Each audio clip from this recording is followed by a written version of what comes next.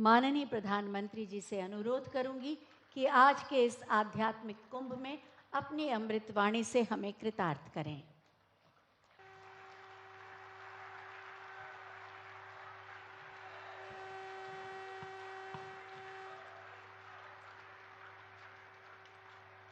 श्री सद्गुरु चरण कमलेभ्यो नमः। उत्तर प्रदेश के मुख्यमंत्री योगी आदित्यनाथ जी, केंद्रीय मंत्रिमंडल के मेरे साथी महेंद्र नाथ पांडे जी,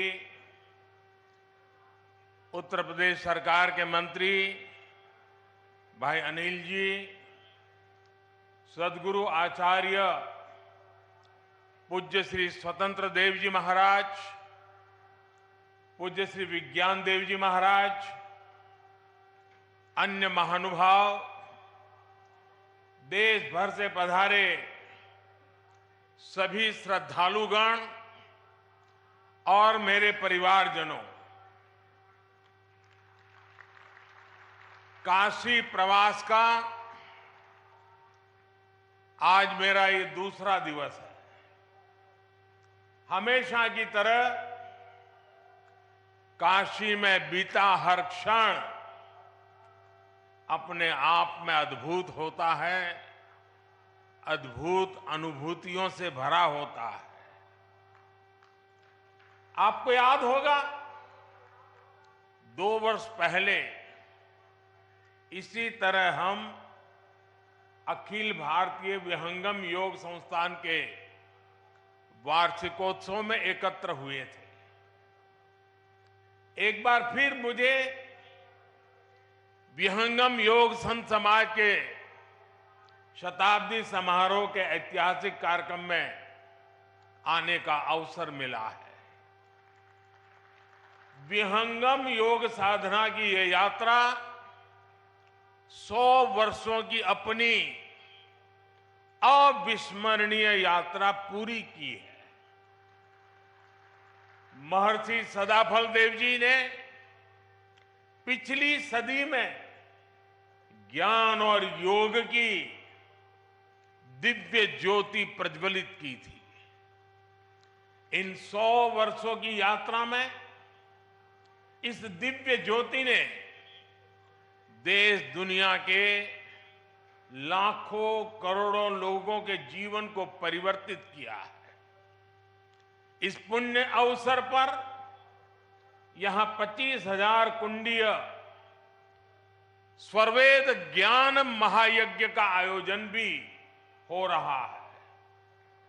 मुझे खुशी है, मुझे विश्वास है, इस महायज्ञ की हर एक आहुति से विकसित भारत का संकल्प और सशक्त होगा।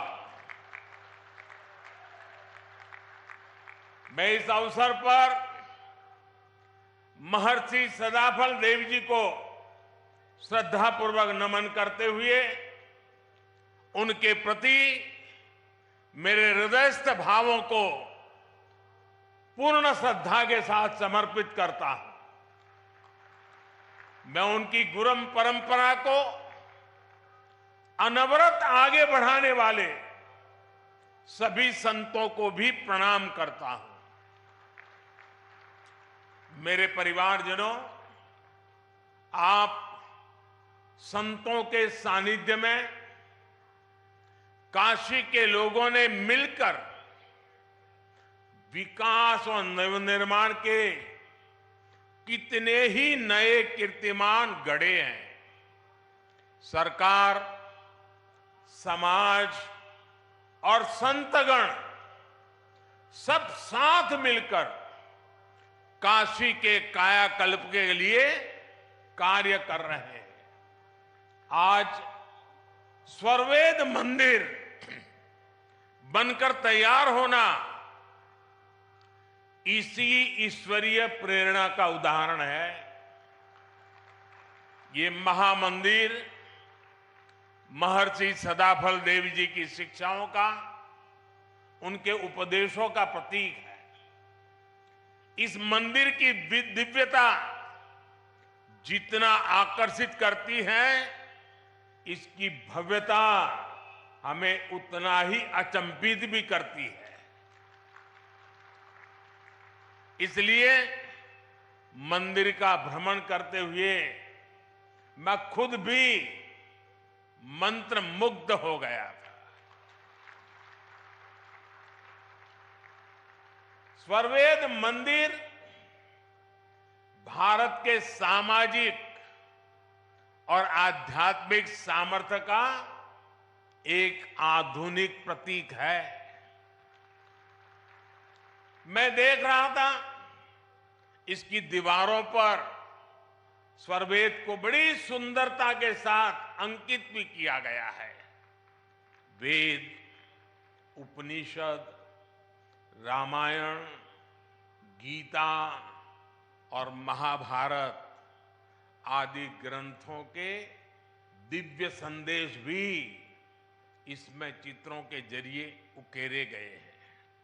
इसलिए ये मंदिर एक तरह से अध्यात्म, इतिहास और संस्कृति का जीवंत उदाहरण है। यहां हजारों साधक एक साथ विहंगम योग की साधना कर सकते हैं। इसलिए ये महामंदिर एक योग तीर्थ भी है और साथ साथ ये ज्ञान तीर्थ भी है। मैं इस अद्भुत आध्यात्मिक निर्माण के लिए स्वरवेद महामंदिर ट्रस्ट को और लाखों लाखों अनुयायियों को बधाई देता हूं। विशेष रूप से मैं पूज्य स्वामी जी स्वतंत्र देव जी और पूज्य श्री विज्ञान देव जी का विशेष रूप से अभिनंदन करता हूं, जिन्होंने इस अनुष्ठान को पूरा किया। मेरे परिवारजनों, भारत एक ऐसा राष्ट्र है जो सदियों तक विश्व के लिए आर्थिक समृद्धि और भौतिक विकास का उदाहरण रहा है। हमने प्रगति के प्रतिमान गढ़े हैं, समृद्धि के सोपान तय किए हैं। भारत ने कभी भौतिक उन्नति को भौगोलिक विस्तार और शोषण का माध्यम नहीं बनने दिया। भौतिक प्रगति के लिए भी हमने आध्यात्मिक और मानवीय प्रतीकों की रचना की।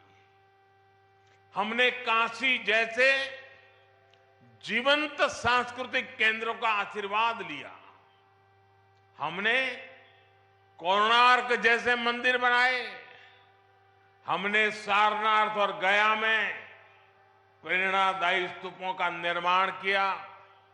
हमारे यहां नालंदा और तक्षशिला जैसे विश्वविद्यालयों की स्थापना की गई। इसलिए भारत की इन आध्यात्मिक संरचनाओं के इर्द गिर्द ही हमारी शिल्प और कला ने अकल्पनीय ऊंचाइयों को छुआ।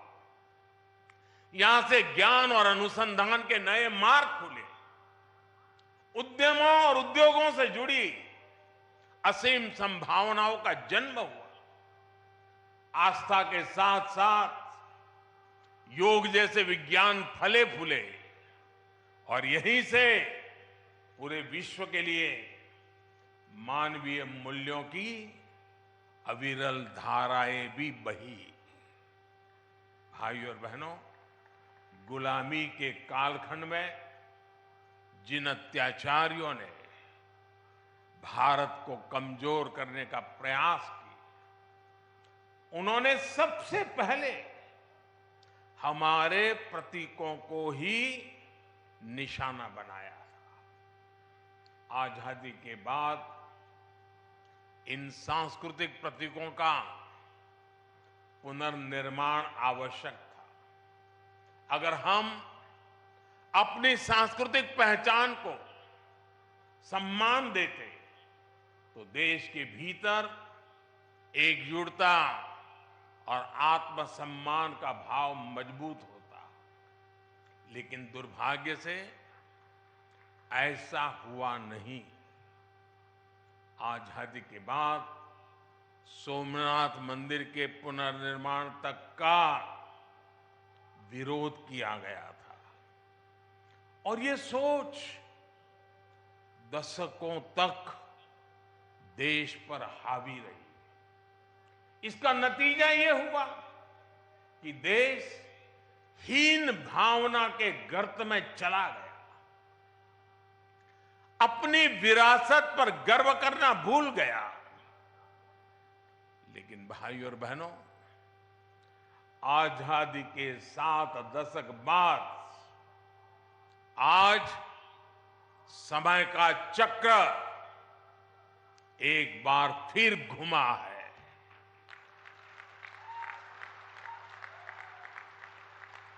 देश अब लाल किले से गुलामी की मानसिकता से मुक्ति और अपनी विरासत पर गर्व की घोषणा कर रहा है। जो काम सोमनाथ से शुरू हुआ था वो अब एक अभियान बन गया है। आज काशी में विश्वनाथ धाम की भव्यता भारत के अविनाशी वैभव की गाथा गा रही है। आज महाकाल महालोक हमारी अमरता का प्रमाण दे रहा है। आज केदारनाथ धाम भी विकास की नई ऊंचाइयों को छू रहा है। बुद्ध सर्किट का विकास करके भारत एक बार फिर दुनिया को बुद्ध की तपोभूमि पर आमंत्रित कर रहा है।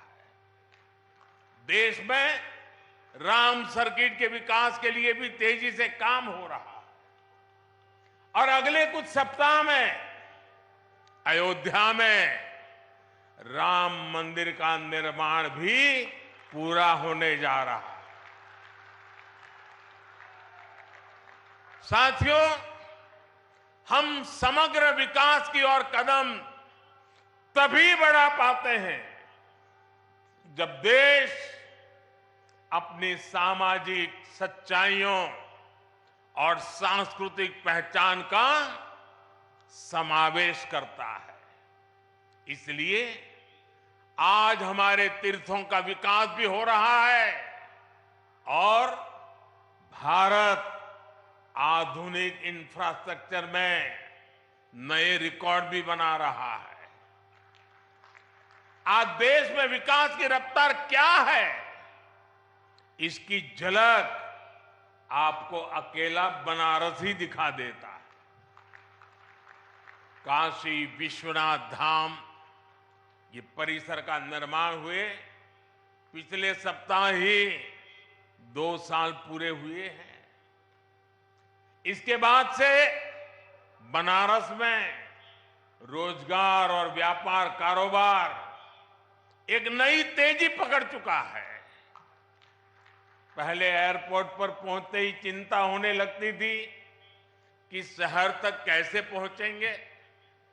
टूटी सड़कें और अव्यवस्था, यही बनारस की पहचान थी। लेकिन अब बनारस का मतलब है विकास। अब बनारस का मतलब है आस्था के साथ आधुनिक सुविधाएं।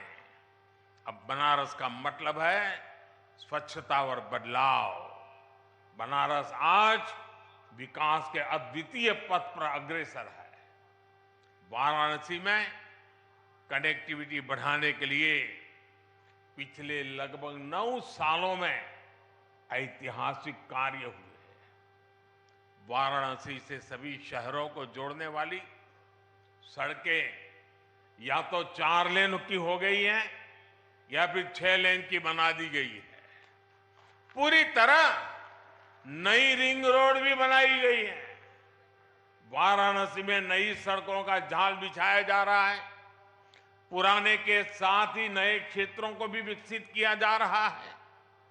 बनारस में रेलवे स्टेशनों का विकास हो, बनारस से नई नई ट्रेनों की शुरुआत हो, डेडिकेटेड फ्रेट कॉरिडोर का काम हो, एयरपोर्ट पर सुविधाओं का विस्तार हो, गंगा जी पर घाटों का पुनर्निर्माण हो, गंगा में क्रूज चलाना हो, बनारस में आधुनिक अस्पतालों का निर्माण हो, नई और आधुनिक डेयरी की स्थापना हो, गंगा किनारे किसानों को प्राकृतिक खेती के लिए मदद हो। हमारी सरकार यहां के विकास में कोई कोर कसर बाकी नहीं छोड़ रही। बनारस के युवाओं के कौशल विकास के लिए यहां ट्रेनिंग संस्थान भी खोले गए। सांसद रोजगार मेले के माध्यम से भी हजारों युवाओं को रोजगार मिला है। भाइयों और बहनों, इस आधुनिक विकास का जिक्र मैं यहां इसलिए कर रहा हूं क्योंकि हमारी आध्यात्मिक यात्राओं में सबसे बड़ी परेशानी इंफ्रास्ट्रक्चर के अभाव की भी होती है। जैसे कि बनारस आने वाले यात्री शहर से बाहर बने ईश्वर मंदिर में जरूर जाना चाहेंगे, लेकिन अगर उनके लिए आज जैसी सड़कें न होती तो चाहकर भी अपनी इच्छा पूरी नहीं कर सकते थे। लेकिन अब स्वर्वेद मंदिर बनारस आने वाले श्रद्धालुओं के लिए एक प्रमुख स्थान बनकर उभरेगा। इससे आसपास के सभी गांवों में व्यवसाय और रोजगार के अवसर बनेंगे, लोगों की उन्नति के रास्ते खुलेंगे। मेरे परिवारजनों, विहंगम योग संस्थान जितने हमारे आत्मिक कल्याण के लिए समर्पित है, उतना ही समाज की सेवा के लिए भी सक्रिय रहा। यही सदाफल देव जी जैसे महर्षि की परंपरा भी है। सदाफल देव जी योगनिष्ठ संत होने के साथ ही आजादी की लड़ाई लड़ने वाले स्वतंत्रता संग्राम सेनानी भी थे।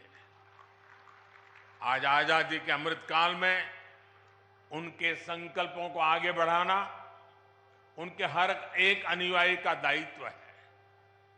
मैं पिछली बार जब आपके बीच आया था तो मैंने देश की कुछ अपेक्षाएं भी आपके सामने रखी थी। आज एक बार फिर मैं आपके सामने 9 संकल्प रख रहा हूं, 9 आग्रह रख रहा हूं। और अभी मुझे विज्ञान देव जी ने याद भी करवाया कि मैंने पिछली बार क्या कहा था। मेरा पहला आग्रह है, पानी की बूंद बूंद बचाइए और जल संरक्षण के लिए ज्यादा से ज्यादा लोगों को जागरूक करिए। दूसरा, गांव-गांव जाकर लोगों को डिजिटल लेन देन के प्रति जागरूक करिए, ऑनलाइन पेमेंट सिखाइए। तीसरा, अपने गांव, अपने मोहल्ले, अपने शहर को स्वच्छता में नंबर 1 बनाने के लिए काम करिए। चौथा, जितना हो सके आप लोकल को, स्थानीय प्रोडक्ट को प्रमोट कीजिए, मेड इन इंडिया प्रोडक्ट्स का ही इस्तेमाल करिए। पांचवा, जितना हो सके पहले अपने देश को देखिए, अपने देश में घूमिए, और अगर दूसरे देश जाना हो तो जब तक पूरा देश नहीं देख लेते विदेशों में जाने का मन नहीं करना चाहिए। और मैं आजकल तो ये बड़े बड़े धन्ना सेठों को भी कहता रहता हूं कि विदेशों में जाकर के शादी क्यों कर रहे हो भाई? तो मैंने कहा, मेड इन इंडिया, इंडिया में शादी करो। मैं छठी बात कहता हूं, प्राकृतिक खेती के प्रति किसानों को ज्यादा से ज्यादा जागरूक करते रहिए। मैंने ये आग्रह पिछली बार भी आपसे किया था, फिर इसे दोहरा रहा हूं, ये धरती मां को बचाने के लिए बहुत जरूरी अभियान है। मेरा 7वां आग्रह है, मिलेट्स को, श्री अन्न को अपने रोजमर्रा के खाने के जीवन में शामिल करिए। इसका खूब प्रचार प्रसार कीजिए। सुपर फूड है। मेरा 8वां आग्रह है, फिटनेस। योग हो, स्पोर्ट्स हो, उसे भी अपने जीवन का अभिन्न हिस्सा बनाइए। और 9वां आग्रह है, कम से कम एक गरीब परिवार का संबल बनिए, उसकी मदद करिए। ये भारत में गरीबी दूर करने के लिए जरूरी है। आजकल आप देख रहे हैं, विकसित भारत संकल्प यात्रा चल रही है। मैं कल शाम को इससे जुड़े कार्यक्रम में शामिल हुआ हूं। अभी कुछ देर बाद यहां से मैं फिर विकसित भारत संकल्प यात्रा में शामिल होने जा रहा हूं। इस यात्रा के प्रति जागरूकता फैलाने का दायित्व आप सभी का भी है, हर धर्मगुरु का भी है। मैं चाहूंगा कि ये सभी हमारे व्यक्तिगत संकल्प भी बनने चाहिए। गांवों विश्वस्य मातरः का जो आदर्श वाक्य है, ये हमारे लिए आस्था के साथ साथ व्यवहार का भी हिस्सा बनेगा, तो भारत और तेजी से विकसित होगा। इसी भाव के साथ मैं आप सभी का बहुत बहुत धन्यवाद करता हूं। और पूज्य संतों ने मुझे जो मान सम्मान दिया, मैं उनका भी हृदय से धन्यवाद करता हूं। मेरे साथ बोले, भारत माता की, भारत माता की, भारत माता की। धन्यवाद।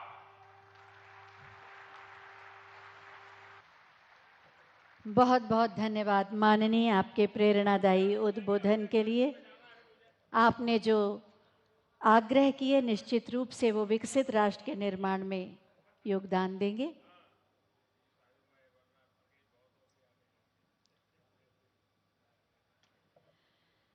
बहुत बहुत धन्यवाद माननीय प्रधानमंत्री महोदय। जोरदार तालियों के साथ अपने स्थान पर खड़े होकर माननीय प्रधानमंत्री महोदय को विदा दें। भारत माता की, भारत माता की।